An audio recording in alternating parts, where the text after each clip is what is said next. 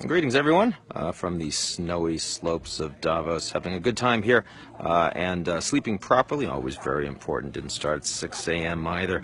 Lots going on. This has to be the most foreboding atmosphere that I've seen at one of the summits since 2008, maybe even including it, because in 2008, everyone was trying to, 2009, right after 2008 crisis, everyone was trying to figure out what's going on, how bad is it going to be, could it be a depression? But there was at least a sense of the kind of crisis it was, and what kind of things needed to be done to respond to it. The economists, the bankers, the financiers—they're all very familiar with significant recessions. This time around, there's much more uncertainty. There's much more fear. I think in some ways there's too much. I've been very surprised with just how incredibly negative this group has been in the first day I've been here on Europe, on everything in Europe, on whether or not it holds together, on Brexit, on the refugees. Is Merkel going to be forced out? The funny thing is I'm as worried about Europe as many internationally, in the sense that I see all of those crises. I don't think they're going to play out quite as badly or as negatively as many of them do. Brexit is a real risk, but ultimately I don't think the Brits will leave. Merkel's under a lot of pressure. She'll be a lot weaker, but I don't think she's going to be forced out. The Greek crisis is not over. Were a Grexit to occur, it would not cause contagion across the region. And the most important thing is that whether you're talking in the core economies in Europe, you're not about to see a nut job take over. And even in those places where you have actually seen significant anti-democratic moves, like in Poland, like in Hungary, we're not talking about revolutions here. We're talking about concerning movements away from rule of law and towards soft authoritarianism, kind of like what you've seen with Erdogan in Turkey. Disappointing, yes. Distressing, sure. Sky is falling, I wouldn't quite say that. So my bigger concern is the existential one, which is, what does Europe stand for?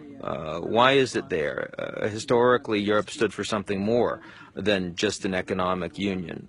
Europe stood for an idea that the peoples of Europe wouldn't be at war again, because they would stand for something more than their individual nations. Now that, I do think, is eroding, and eroding quickly. But you could say the same thing about the United States. What does the United States stand for? Who are we?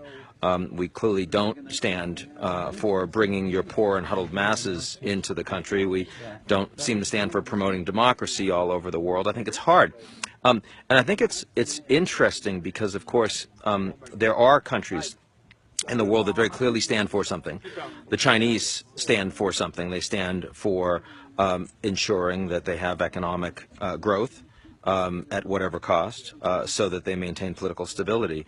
And their foreign policy reflects that, and pretty much nothing else. The Russians stand for something. They stand for national security. They stand for Russian patriotism. They stand for a strong leader that can live up to that, as only the Russians do.